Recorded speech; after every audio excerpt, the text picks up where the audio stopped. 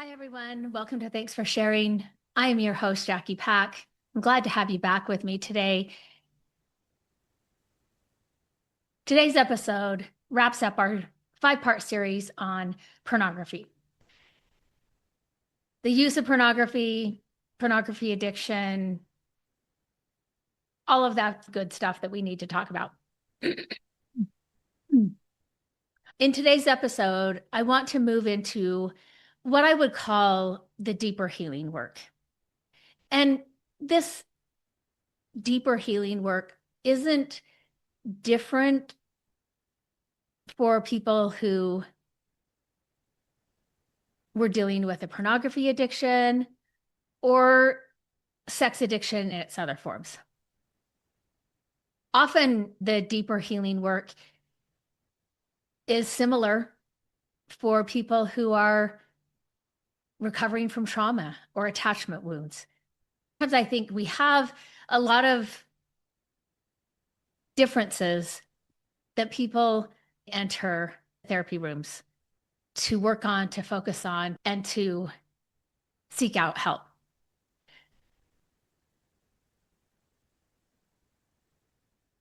And there are differences. I don't work with every issue that reaches out to us. Our website is not designed for the broad array of mental health disorders. OCD is a very specific one that I would refer somebody who does specialize in OCD to treat if there are addiction issues.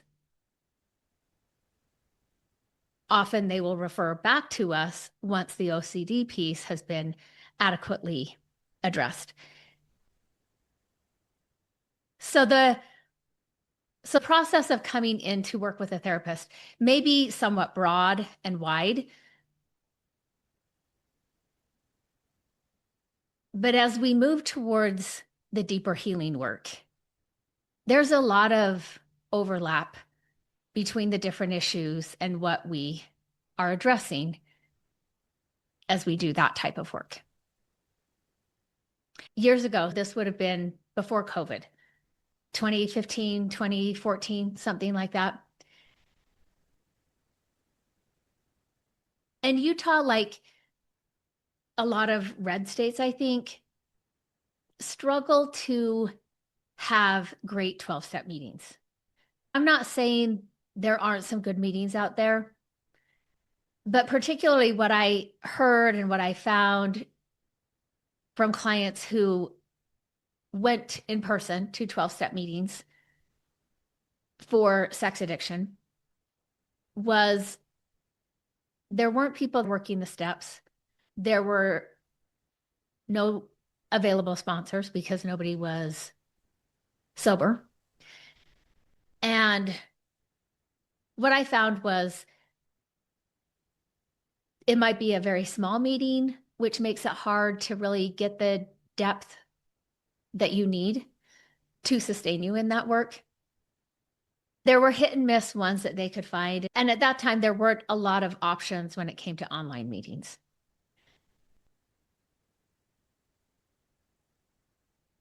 We do have good AA meetings and AA meetings here in Utah, or at least that's what I hear from clients. And sometimes I would just refer them to those meetings.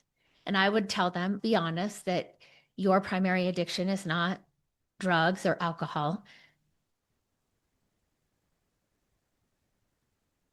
And that you're there for sex addiction, but you're struggling to find people who can sponsor you in those meetings.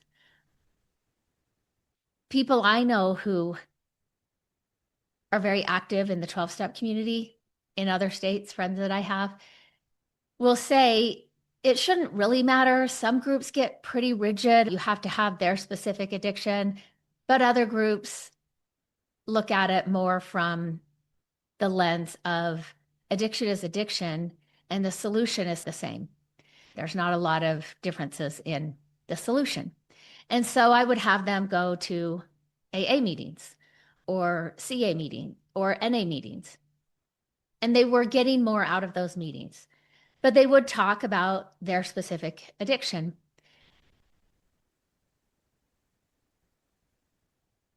one of the sessions I had with a client who was going to AA meetings, he said, I was talking to some of the people in my 12-step group after the meeting, and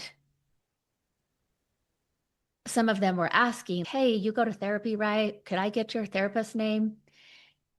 And we started seeing at the practice a lot of intake calls from people who were sober from alcohol or drugs and had been for 10 years, 8 years, 12 years. But when we got them with a therapist, they would say, yeah, there's a person in our AA meeting who is a sex addict. And listening to some of the things he shares or talks about, I'm wondering if I have a sex addiction. I did get a question from someone who listens to the podcast. He asked, are you going to tell people how to stop? Which is a fair question. It's a good question. And my answer is yes, and also no. There isn't a one size fits all formula. But there are patterns that I see over and over again in recovery that help people move from just stopping behavior into something much deeper. So today, I want to talk about that shift from stopping into actual healing.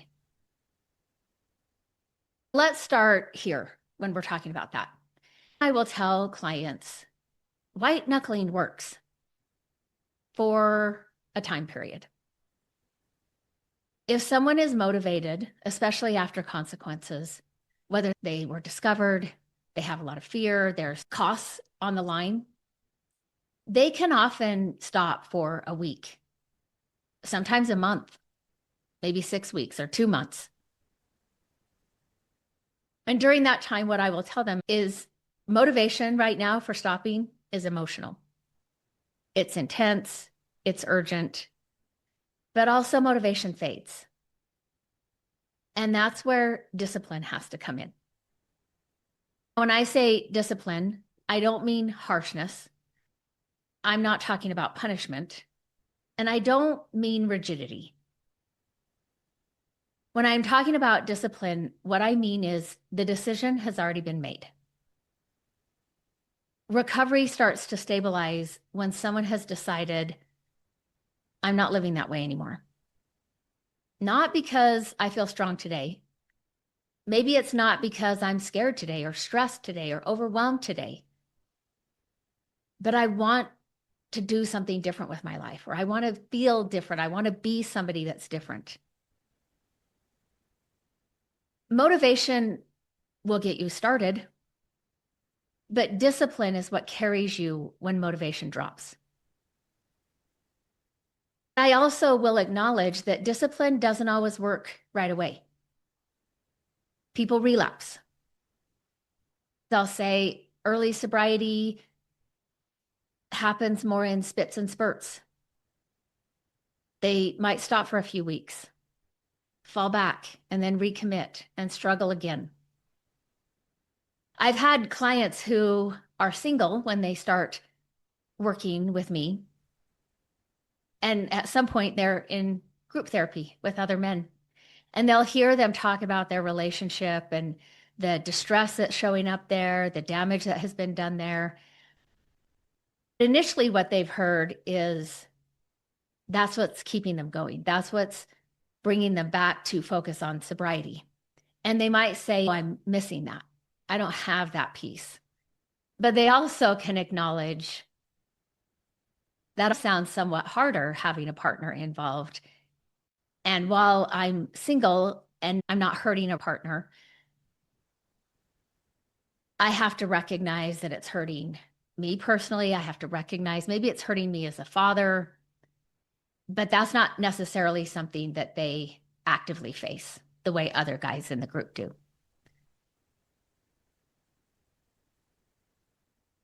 So yeah, discipline at first doesn't work.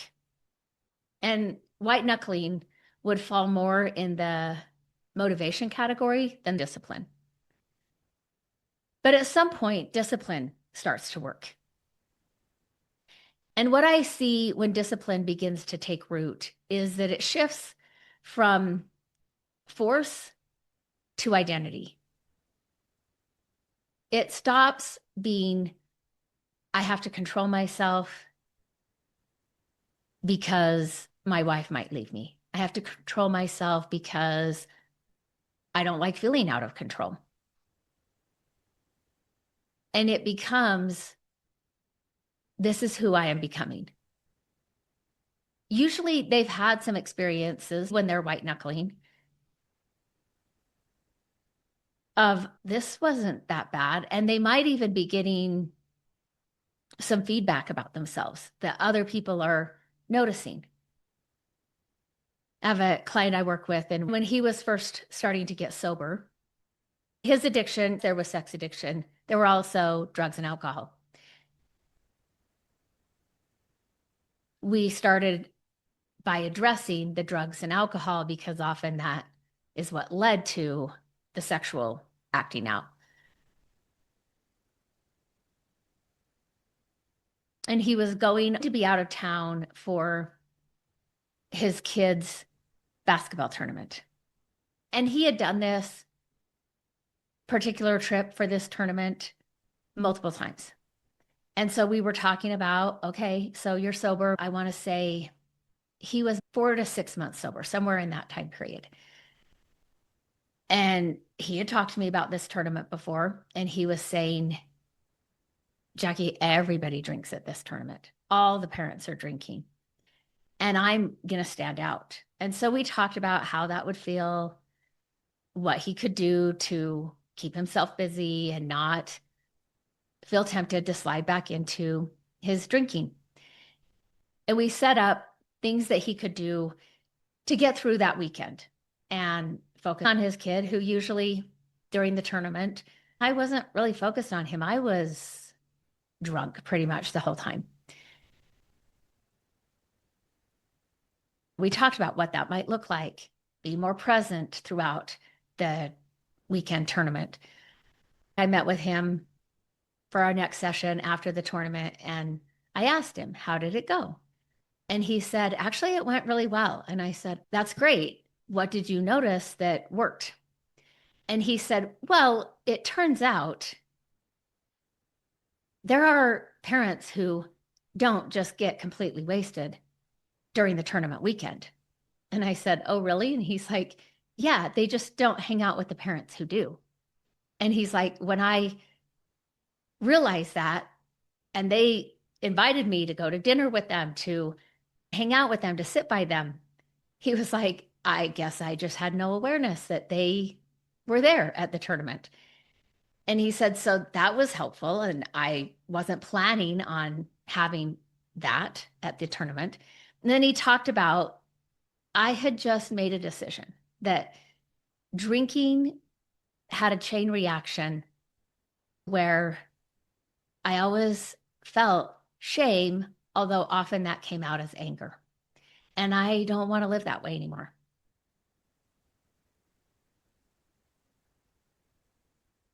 The shift from I have to be sober, I have to control myself, or these consequences are going to happen, to this is who I'm becoming,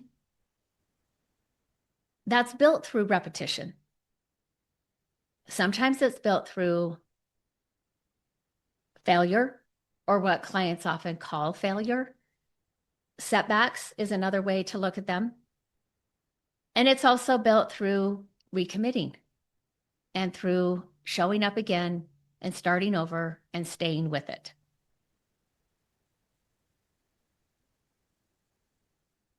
Now, I want to talk about some of the things that I see that interrupt discipline.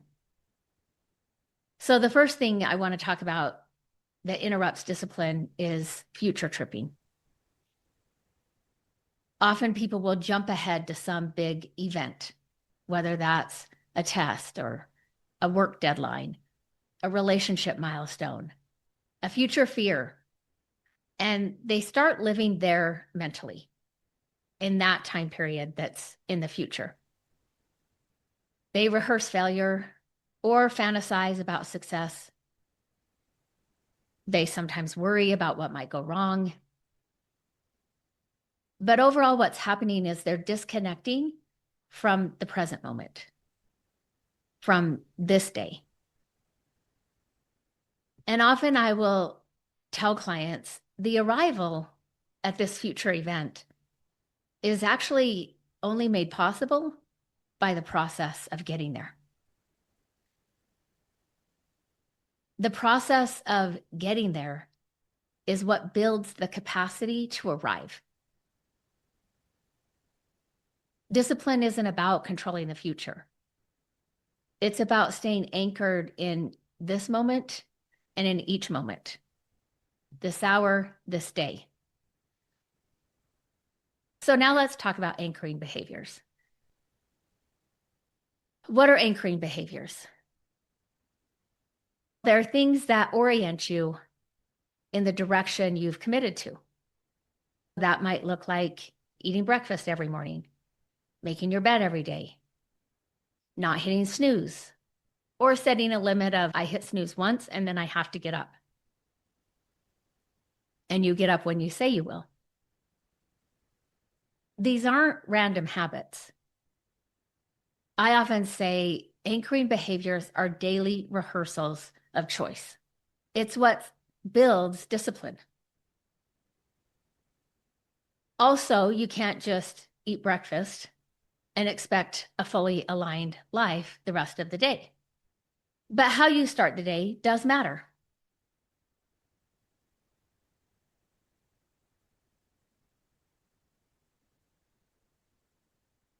And I have worked with a lot of clients where waking up for them in the morning can be a difficult process. It's a reorientation from sleep to consciousness. And sometimes that's rough. They're in a dream state. They're waking up to, oh, this is where I am. This isn't a great place. Maybe they rehearse from the past, their trauma, their failures, and beat themselves up. So that transition from sleep to morning, I do find can be a period of time where they lose their commitment, which is what anchoring behaviors help. It helps start your day with your feet oriented in the direction you've committed to. I also tell clients, let's say whatever their anchoring behavior is, what they do when they get up in the morning, that's like saying, I'm going to eat in the morning and then not eat again for the rest of the day. And then I beat myself up because I run out of energy. Yeah, that's not going to work. So I encourage anchor points throughout the day. Morning is often about orienting yourself back to this day, this commitment, where you want to head. But we also need something midday. Maybe it's a check-in. Maybe it's journaling. Maybe it's reading in the daily readers and writing about it. Maybe it's getting up and going on a quick walk or stretching. And then we also add an evening anchoring point. Reviewing how the day has gone. Identifying emotions that came up. Taking a short inventory. What went well? Where do you need to work on things? And then before bed, anchoring behavior that allows you to regulate instead of escaping before you go to sleep. Anchors keep you in recovery and sobriety, and then recovery is lived in today. Another unexpected piece of early sobriety is time. When the behavior stops, there's space. And that space can feel uncomfortable because the behavior wasn't just destructive, it also structured your time. And now sobriety removes the behavior, but now you have all this time on your hands. I've had clients where they come in and they're talking about, I talked about this a little bit in the last episode. They're talking about feeling restless. They're talking about feeling a little bit lost. And it's early in sobriety. And I'll say, I think you're bored. And they look at me like, what? Have you been bored in the last decade? Or was most of your available time or free time spent thinking about or participating in addiction? So when the behavior stops, that space can feel uncomfortable.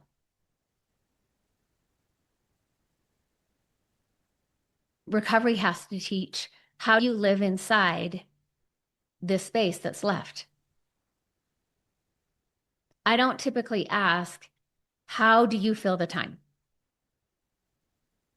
I usually know what helps them regulate, where we're working on growth. I'll ask them, what helps you connect to others? What helps you move toward meaning? What stops you from tipping over into shame? Early sobriety is about subtraction, taking things out of your life. But recovery has to include rebuilding and construction, what we're putting back in.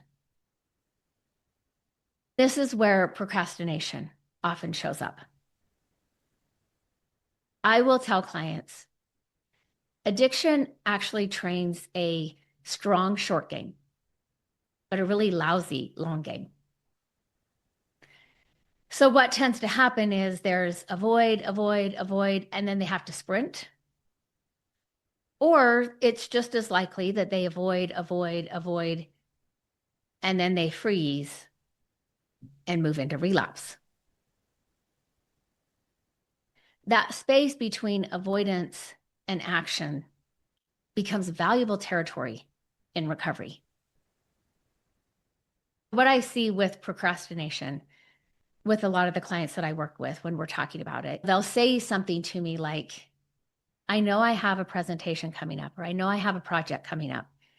And it's like, I wait until my back is up against the wall before I start doing anything. I've had them phrase it as, all of a sudden, I feel the anxiety like a gun to my head, and I have to get through it and do it. Or sometimes they just freeze and don't do it and it passes. What's happening is they've started to associate high anxiety spikes with motivation. And yeah, if anxiety spikes high enough, someone may mobilize into action at that point. But what happens if anxiety overwhelms instead of mobilizing into action? That's when you're going to get a freeze response. And sometimes relapse. So awareness of that process, of that opening, how critical this time is, it matters. Also, it's probably not surprising, but when we talk about this procrastination short game that they have, they will tell me, oh, this goes back into elementary school. This goes all the way back. This has always been my pattern. And one of the things that I often think to myself is there were some parenting moments that were missed for them. And because of those parenting misses, a skill wasn't developed. Now, some of that may be generational stuff. My mom, when I was growing up, was a school teacher. Initially, she was a stay-at-home mom. Her depending on my dad financially, and especially for health insurance, did not work in my family. When I was growing up, insurances could make an exception for pre-existing conditions. In my family, my older sister had a pre-existing condition when she was 4 years old. she was diagnosed with diabetes after a short stay in the hospital. That then becomes a pre-existing condition. And when you're starting a new insurance plan, it was a year before they would cover any pre-existing conditions. When I was in the third grade, my mom had a health complication that was then diagnosed as Crohn's disease. That became a pre-existing condition. And there were times that she had a pretty severe flare-up that required hospitalization, surgery, and we didn't have insurance. So that was very expensive. When I was young, my mom was a school teacher, but she stopped working as a school teacher. She stopped working when the sibling under me was born. So I would have been 4. My older sister would have been 6.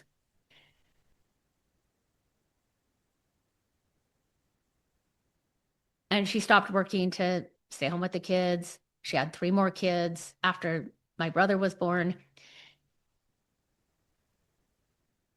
But it wasn't working financially because my dad often lost jobs. He quit, or I think more often he was probably fired. And then he'd get a different job, and we were looking at a year-long wait for these pre-existing conditions to be covered. So when my brother, 4 years younger than me, was in kindergarten, my mom went back to work. Yes, to bring in some extra money, but also because with the school district, she got health insurance on day one. And the school district was able to negotiate so that it covered pre-existing conditions on day one, which was huge for my family.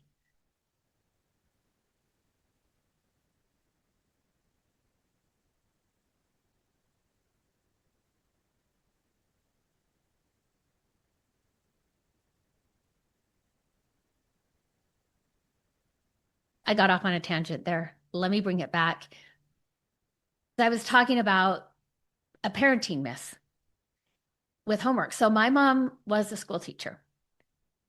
I don't ever recall her helping with homework. I knew I was expected to get good grades, but she wasn't checking on that. She wasn't following up. I would bring home a report card and it better be up to her standards. But there wasn't a lot of communication in between report cards about whether or not I was getting homework done.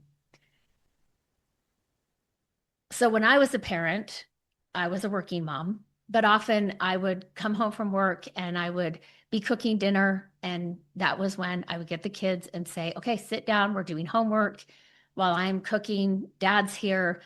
And we're trying to multitask, but we're saying this is when we get homework done. Pull out your papers, tell me what you've got coming up so that we could start working on a paper that was due in 2 months. And we would start working on that and keep working on that. Or they had a book they had to read and do a book project on it. That's not really something you can do the night before and sit down and cram it. So we would start reading the book and then work on the book project. And by the time it's coming due, they're prepared, they're ready. And just like for many of my clients, had we not done that for our kids would not have learned that skill. Had we not done that for our kids would not have developed that skill. And you cannot rely on kids to not procrastinate. Homework's not fun. They want to go play. They want to stay out longer with friends. My kids were no different. They didn't love having to come in when I'm cooking dinner and start to do homework. When the weather was nice, they could go play after dinner, which they did. They could go out and play again before they had to come in and get ready for bed. But homework was already done. And so we weren't having fights headed into the bedtime routines. So awareness of this opening matters because recovery requires a steady engagement, not urgency-driven engagement. And those two differences have a large impact on the outcome. I have a client I see regularly. And when I ask him at the beginning of each session, how are you doing? I've closed the door at this point so he can be honest with me. And for the past couple of months, he will say, I'm steady. And I tell him, steady is good. Steady keeps you moving. Steady gets you where you're going. After one of these openings to our session, he did say, steady isn't exciting though. And that's fair. That's an important thing he's feeling. Because in the short game brain, there's always a payoff, a spike, a reward. And when steady feels flat, the brain starts to look for excitement. It wants a reward. And that's also where relapse can sneak in. The short game tends to promise intensity. The long game, however, is what builds resilience. And he's right, steady does not feel dramatic. It doesn't feel chaotic, which he often used to get things happening, whether that was a work project that he had to focus on or going into a relapse.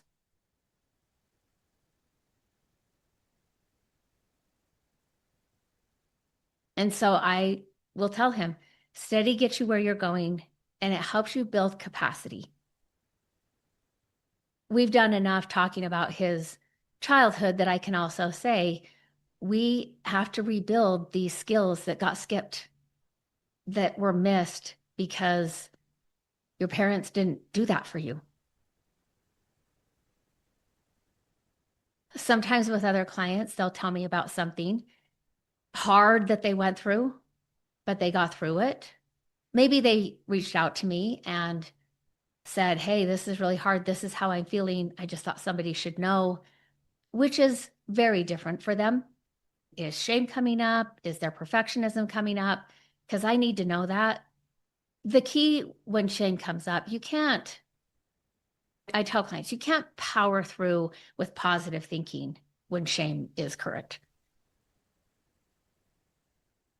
But you can recognize the shame. You can acknowledge it. We're not going to bring it center stage and give it a lot of attention because we've got something we're needing to do. But we can acknowledge it. We can say, of course, that's my critical voice. And I'm going to have to deal with that tomorrow. Or I'm going to have to deal with that next week. Or I'll have to deal with that when this project is complete. It may come up multiple times. And we're just saying, I see you. I will get to you, but not right now. And when they do that, they report they'll get through what they need to get through and they can stay focused and they don't tip over into shame, into their shame. But sometimes they will also say to me, other thoughts came up. Recently, a client said, I just thought to myself, I have to go through this. I have to feel whatever there is to feel. I have to go through this. I need to learn from this. And he told me, I cried. I reached out to men's group. I reached out to you. I got the support that I needed. I talked to my spouse about it. She was encouraging. I got through and I did what I needed to. And I'll say, ooh, those are some resilient lights flickering on it. Yeah, that's good. That's starting something different. We're getting some traction that we haven't had before. The long game is starting to show up. Another place that I think this shows up and I talk about with clients is time management around sleep and self-care. Recovery isn't just about urges or compulsions. It's about how you structure your life or don't. And I also will say a lot of people struggle with this. This is not just addict specific, but addicts are part of the group of people who struggle with this. I'll say work takes time, family takes time, kids are often the wild card, couple time matters, personal time matters. And sometimes somewhere in there, something has to give. So what people often do without even realizing is they steal time. They stay up late to get their self-time. It feels justified. It's the only time I could squeeze in for myself. And especially in early sobriety, sleep is already disrupted. People wake up at 3 a.m., can't fall back asleep. But what I see tends to happen is they wake up in the morning saying to themselves or thinking to themselves, I didn't get enough sleep. And their day begins in scarcity. Scarcity of sleep, scarcity of time, and scarcity of energy. But if we look closer, sometimes they didn't get enough sleep because they were stealing time. They were trying to create enough time. I'm guilty of this. I do this sometimes, but it becomes a vicious cycle. Staying up late to reclaim time, waking up depleted, feeling like you're starting the day behind, feeling scarcity, seeking relief, and then we wonder why recovery feels harder. Even if during that time period someone isn't relapsing, the pattern keeps their nervous system in imbalance. It keeps the short game brain activated. Because staying up late alone, tired, dysregulated, that can become vulnerable space. And recovery requires us to protect that space. Not rigidly, but intentionally. And here's what I see start to shift. When someone moves from scarcity to sufficiency, I have sufficient. Sleep starts to become protection, restorative, not deprivation. Going to bed starts to become discipline. I do my bedtime routine because this is the time of day that it is. And rest has to be part of recovery. And sometimes that does mean accepting I can't do everything today. Or maybe what they were wanting was connection time with their partner, and that just couldn't happen. For whatever reason, partner had something else going on, kids are sick. Again, those kids are a wild card. When you draw them, you're like, there goes the routine. So that means on those days accepting, I can't do everything I want to do today. Steady living does require limits, and limits start to build capacity. Another thing that I see clients need to navigate is that addiction often lives in extremes. Black and white thinking, all in or all out, perfection or failure, intense effort or shutdown. Recovery asks us to move into the middle. And in the middle, that's where balance resides. Usually balance at first feels unfamiliar.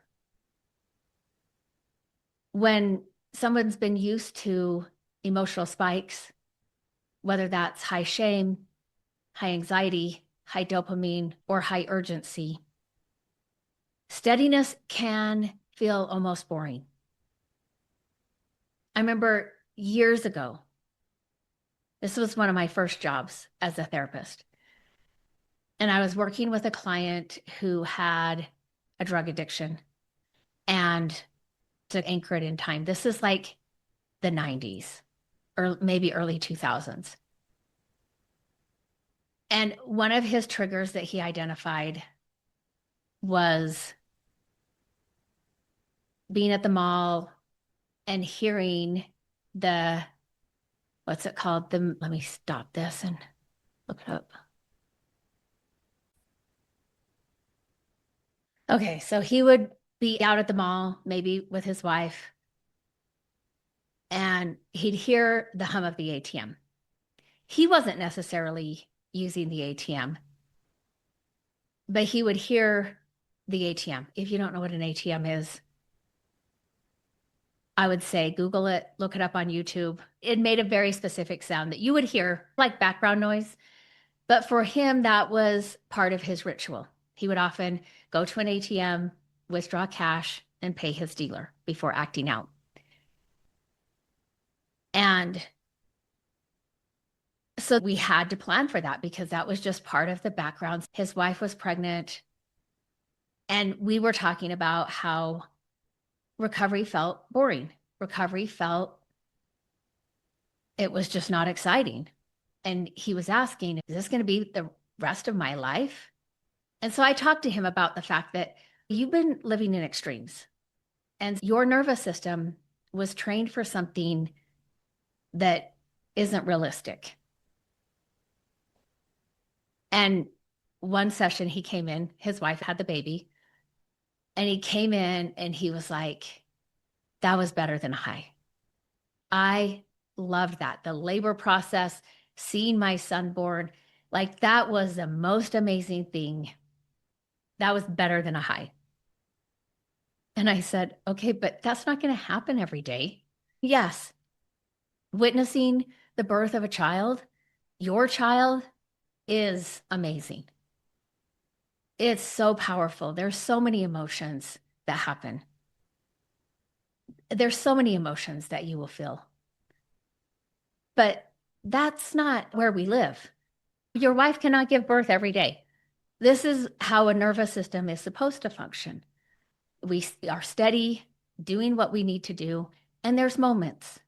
Again, it can't always be the intensity of your child being born, but there's moments of deep connection.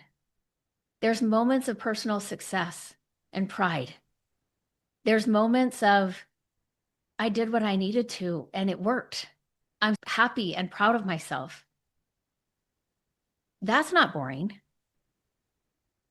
But they come after, those moments often come with some intentionality and with some focus.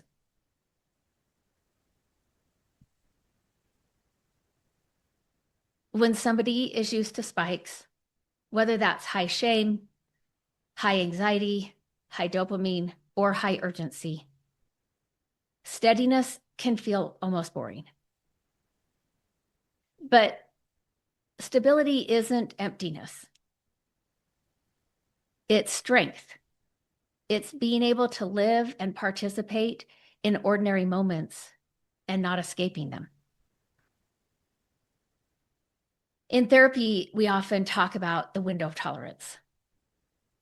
It's the range where your nervous system can feel emotion without becoming overwhelmed, dysregulated, and being hyper-aroused or hypo-aroused. I often tell clients, you can have all of the emotions in the window. You can feel anger, joy, sorrow, shame, sadness, and stay connected.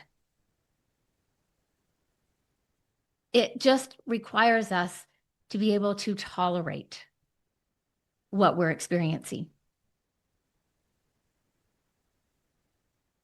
Sometimes those emotions, good or bad, may push the edges of the window of tolerance, but we tolerate them. Our nervous system can tolerate them. Yes, we would describe it as intense. We would describe it as very impactful. But we stayed regulated. Some of the emotions that clients, when I tell them, we can have all of the emotions and stay regulated. They can all happen in the window of tolerance. Sometimes the ones that they question me, like, you can have anger and stay in the window of tolerance. Yeah, yes, you can. When anger is properly doing its job, it's clear, it's assertive, it alerts you, and it asks you to take some action. Another emotion that they'll question me on is sadness. I've had clients in sessions where we're talking about really heavy things and something opens in them and they cry. Sometimes heaving sobs, but they didn't disappear. I can tell by looking at them, they did not dysregulate. Usually there's a deep breath. And I think to myself, there they are. Yep, they got through that. They tolerated it while they were experiencing it.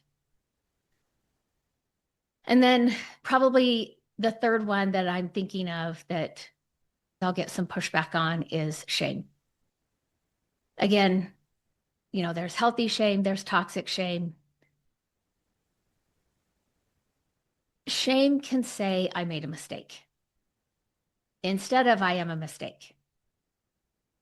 Brene Brown would say, that's guilt, not shame. John Bradshaw and Pia Mellody would say that's healthy shame instead of toxic shame. It'd say, I forgot this happened for my spouse and I feel bad about that. But I go back and say, hey, I knew you had this big project coming up at work and I forgot to ask you about it. I'm sorry, how's that going? We get to come back as a person, not as a mistake. So yes, all emotions can be felt within the window of tolerance.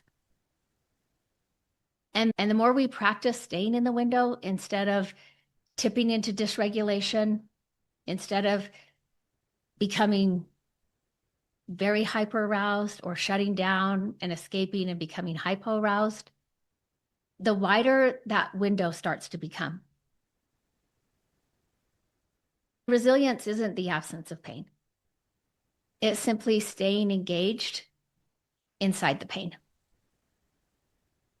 And another thing that I find has to develop in the deeper emotional work is emotional maturity. And when I say this, clients don't feel judged. Sometimes I'll still say, this is not about judgment. I know their story. I know their childhood. There was not an opportunity for maturity to happen when it came to relational maturity or emotional maturity. I'll say emotional maturity is not about never feeling intensely, but it is staying steady inside intensity. And this matters a lot in relationship maturity. We live in a world where connection is available on demand. We can text, we can scroll, we can stream, we can access stimulation instantly. And that starts to shape our expectations. But that's not actually how human beings work. And it's not how real intimacy works. I'll talk about that in just a minute. Clients will comment when I end one session and I come out to get them and they're like, I don't know how you do that. Quick turnaround. Do you need a minute? Sometimes I'm like, I got to go to the bathroom. But usually I will say, I think I cut my teeth as a therapist when I had kids. And so I was working part-time, 20 hours a week. But I divided that 20 hours into 2 days. So I worked 10 hours and then had the next day off and then 10 hours. And I think, like I said, that's just how I developed as a therapist. It also could do with some ADHD on my part too. But I can switch gears pretty quickly, and I don't need a ton of time in between clients.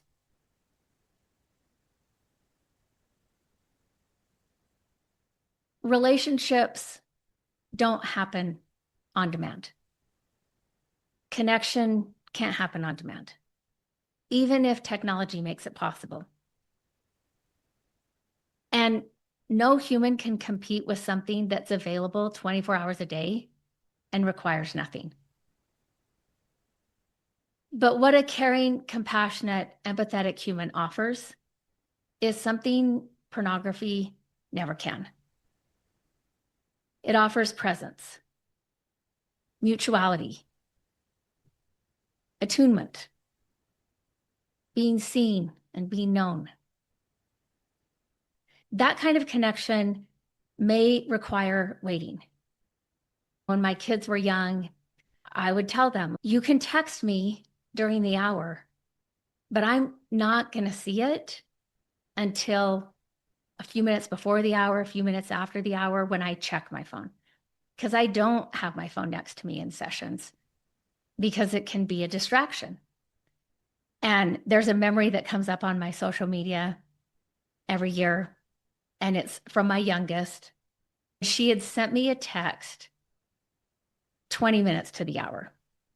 So by the time I checked my phone, also their dad's job made it a little bit easier for them to get a hold of him and ask him a question because I just wasn't available during the hour usually. And so I pick up my phone. It's at the hour. I pick up my phone and I have 46 text messages. And I was like, oh my gosh, is there an emergency? And so I click on it. And it's from my youngest. She was probably in the second or third grade. And it just says, Mom, Mom, Mom, Mom, Mom, 46 times.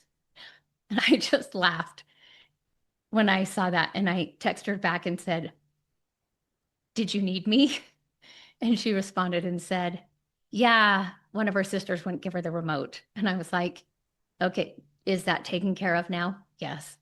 Okay, thanks. I'm glad that's taken care of. So my kids had to learn. My phone is always silenced. Sometimes on the weekends, I run an errand and I come back and my husband's like, I don't know if you're aware, but your phone can make noises that tell you if somebody's trying to get a hold of you. And I'll just be like, oh, were you trying to get a hold of me? And he's like, yeah, your phone's on silence, right? And I'm like, yeah, because I need my phone on silence more than I want it to be making sounds.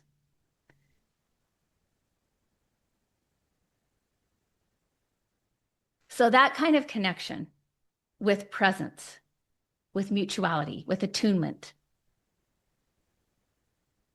it should require waiting. And our current technology should not change that. It may require tolerating longing. It may require tolerating frustration. But when a person is able to get back to you, when they're able, they have the time, what you receive in return is depth. And depth builds resilience.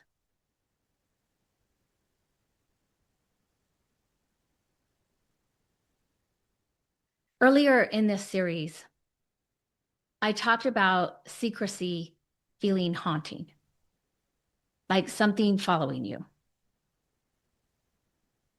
Deeper healing quiets that haunting. Not because life becomes perfect and not because urges disappear.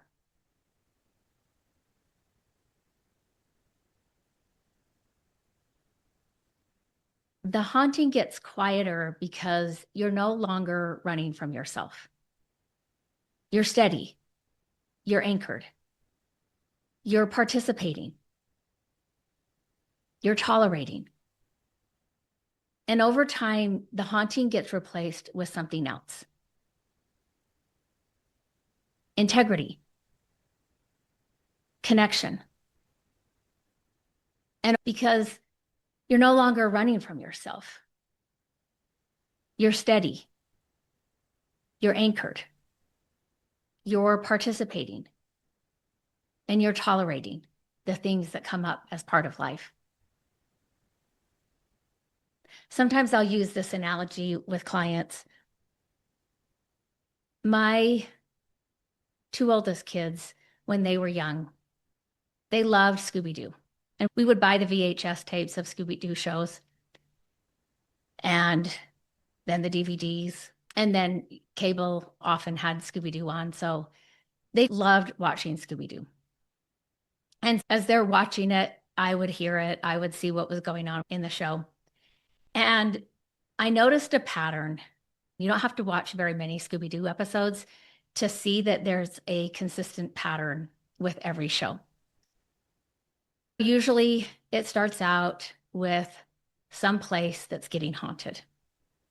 And the gang gets called to come investigate. So they're talking to whoever called them about the haunting, and they start their investigation. Usually during that time, Shaggy and Scooby get scared by a ghost. Velma has something happen to her.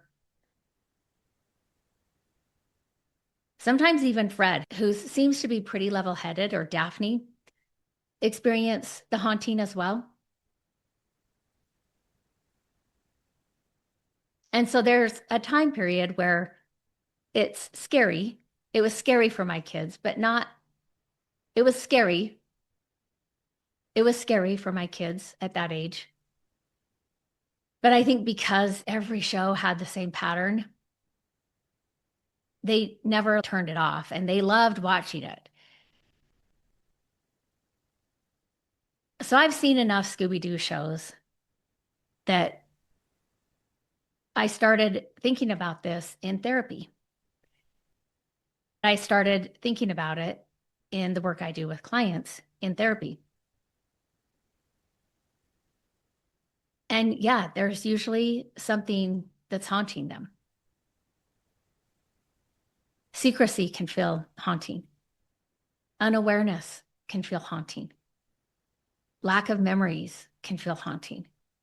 And denial often feels haunting.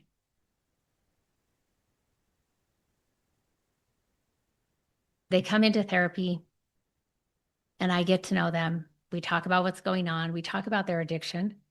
But I also want to know about the home they grew up in, the family structure that they grew up in. What was the dynamic that their nervous system learned? What impacted them? What messages did they receive about themselves, about the world, about life, about closeness, and about relationships?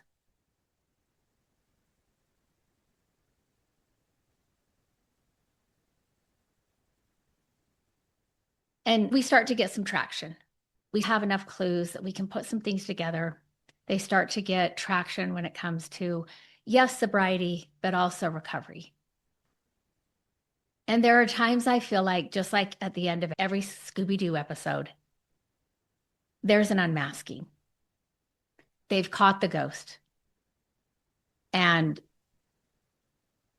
they pull the sheet or they pull the mask off.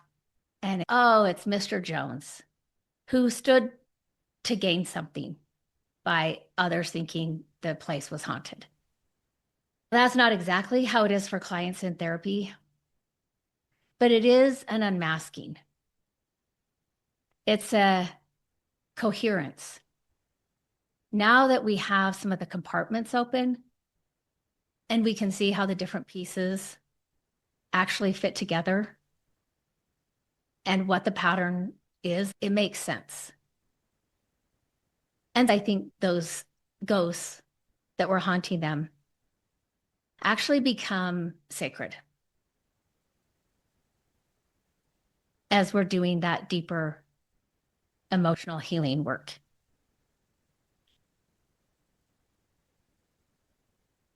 They're feeling more regulated. There's more emotional maturity. There's more depth. And there's relational maturity. And I'll talk to them about if you could go back and talk to that younger boy who experienced those things, that little girl who experienced those things. What would you say to them? And often it's like I see this bridge being built between them in the current moment and that younger self, where they say, I got to where we needed to be. I got us here. I have a good life. I have a good family. I'm happy. I can be myself. And there's meaning that's created in this younger version that they were outrunning, that they survived. Now they turn and they face it and they're like, I did this and I did it for you and I did it for me. And that is sacred work.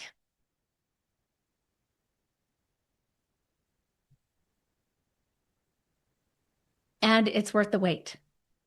It's worth the effort of working on yourself, understanding yourself, asking yourself questions, crying, going through the difficulties, and letting yourself experience it all. It's worth the wait. And that I did create a link that I will be putting in all of the show notes. You can call and leave a voicemail that I will get if you have questions or if you have suggestions for episodes that you'd like to hear. There's also a spot where you can email me. If you don't want to send me a voicemail, you can email me. I'd love to hear from you. I'd love to hear your thoughts, your suggestions, and your ideas. At the end of this episode, I want to remind you that your story matters. Remember, there's something meaningful in every chapter. Don't wait to share your story until it's finished. Until next time, Jackie.